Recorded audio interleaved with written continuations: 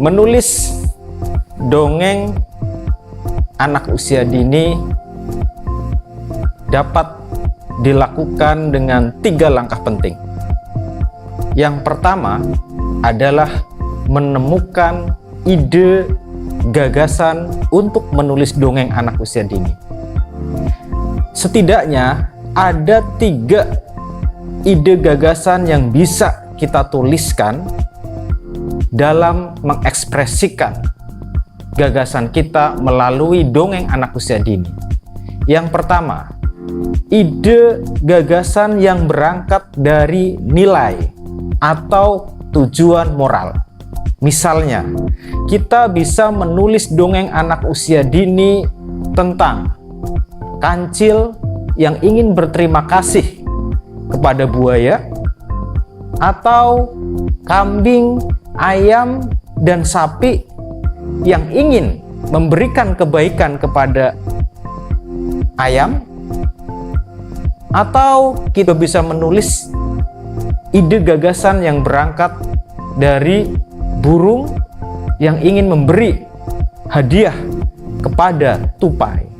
Nah, inilah yang disebut dengan ide gagasan yang berangkat dari nilai atau moral. Yang kedua, kita juga bisa menulis ide gagasan yang berangkat dari peristiwa atau kejadian. Misalnya, kita bisa menulis dongeng tentang semut yang sedang bergotong royong membawa makanan. Kita juga bisa menulis tentang burung yang sedang mencari rumah sarangnya yang ada di pohon. Kita juga bisa menulis kejadian tentang cicak yang sedang belajar untuk merambat di tembok. Nah, yang ketiga, ide dan gagasan dongeng anak usia dini bisa didapatkan dari benda-benda atau sesuatu hal yang memang akan kita jadikan sebagai bahan menulis.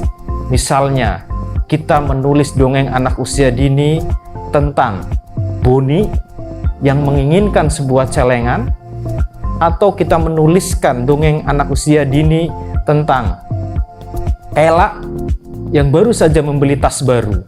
Jadi, tas baru dan celengan bisa menjadi ide gagasan di dalam menulis dongeng anak usia dini. Nah, setelah ide dan gagasan sudah kita temukan untuk menulis dongeng anak usia dini, langkah kedua yang perlu kita lakukan adalah menuliskan ide dan gagasan itu menjadi dongeng anak usia dini. Nah, sebelum menuliskannya, kita harus memperhatikan 4 aspek penting di dalam dongeng anak usia dini. Pertama, dalam dongeng anak usia dini harus menghadirkan pembuka cerita. Pembuka cerita ini jangan bertele-tele atau jangan banyak menjelaskan, tetapi harus langsung fokus kepada pengenalan konfliknya atau pengenalan persoalan. Saya ambil contoh. Misalkan saya membuat sebuah dongeng tentang nilai terima kasih. Pagi hari saat matahari mulai terbit, ayam berkokok, kukuruyuk. Kambing bangun dan dia marah. Sapi bangun, dia juga marah. Kerbau bangun, dia juga marah. Nah, peristiwa ayam yang berkokok, sapi, kambing, dan kerbau yang marah, ini yang saya sebut sebagai pengenalan konflik di pembuka cerita atau dongeng anak usia dini. Yang kedua, setelah pengenalan konflik itu dituliskan, baru masuk tahap yang kedua adalah tahap konflik atau tahap peristiwa terjadinya ketegangan antar tokoh dalam sebuah dongeng. Saya teruskan dongeng yang tadi, misalkan kambing menemui ayam dan dia berkata, tidurku nggak nyenyak karena suaramu. Kerbau menemui ayam, aku jadi bangun pagi karena suaramu. Sapi menemui ayam, aku jadi mimpi buruk karena suaramu. Ayam sedih hatinya dan dia pulang ke kandangnya sambil berkata, besok aku tidak akan berkokok lagi. Nah, inilah konflik. Inilah persoalan yang harus kita tuliskan dan kita hadirkan di dalam sebuah dongeng anak usia dini, yaitu ketegangan antara ayam dengan kambing, dengan sapi, dan dengan kerbau. Disitulah konflik terjadi. Nah, setelah kita menuliskan konflik dengan bagus, kita masuk tahap yang ketiga, menyelesaikan konflik.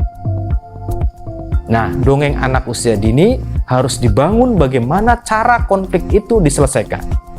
Yang perlu diperhatikan kita semua adalah jangan pernah atau hindari penyelesaian konflik dengan dua cara. Pertama, dinasehati. Yang kedua, diberi hukuman.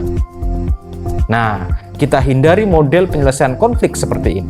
Nah, apa yang terjadi dalam dongeng yang bisa saya lanjutkan lagi tentang tokoh-tokoh tadi? Nah, misalkan konflik kita akhiri dengan begini. Esok harinya, kambing bangun, dia kesiangan. Sapi bangun, dia kesiangan. Kerbau bangun, dia kesiangan. Mereka bertiga pun tidak bisa mencari makan di pagi hari dan mereka bersedih.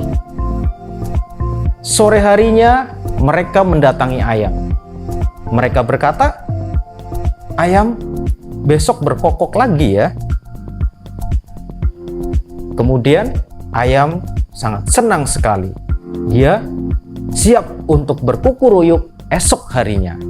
Nah, di sini ada penyelesaian persoalan di mana kambing, kerbau, dan sapi mendapatkan kesadaran akan kesalahannya yang melarang ayam berkokok karena berdasarkan kepada pengalaman. Ini yang disebut dengan penyelesaian konflik. Oke, nah setelah penyelesaian konflik selesai, di tahap yang ketiga, kita masuk tahap yang keempat. Yang perlu kita perhatikan dengan cermat adalah menutup sebuah dongeng dengan bagus. Misalnya, esok harinya ayam berkokok, kukuruyuk, suaranya lebih lantang dari biasanya.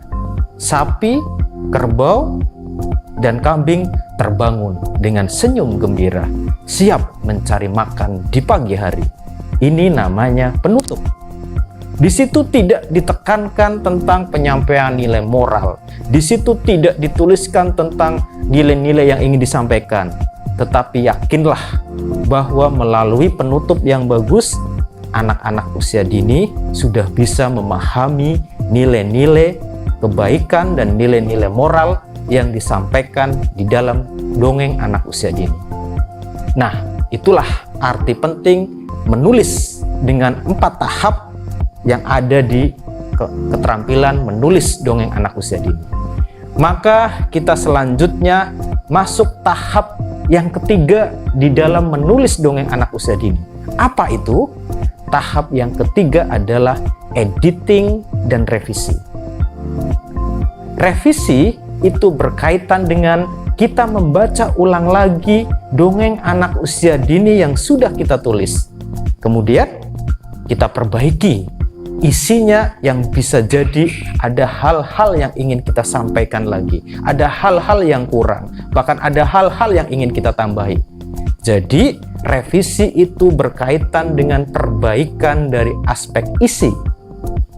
Yang kedua adalah editing, yaitu perbaikan-perbaikan yang berkaitan dengan kebahasaan.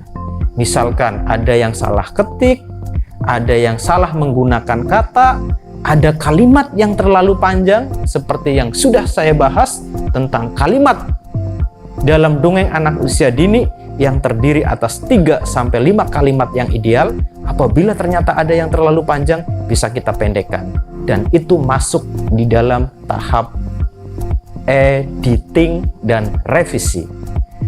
Ketika proses menulis dongeng anak usia dini 3 tahap itu sudah kita lalui, kita sudah mendapatkan ide gagasan yang baik, kita sudah bisa menulis dengan 4 tahapan yang bagus, dan kemudian kita sudah bisa melakukan editing dan revisi. Disitulah dongeng anak usia dini sudah kita tulis dengan baik, yang selanjutnya bisa kita publikasikan agar dongeng ini bisa dibaca oleh orang tua, bisa dibaca oleh anak usia dini, sehingga orang tua dan anak usia dini mendapatkan pengalaman yang menakjubkan atas dongeng anak usia dini yang sudah kita tulis.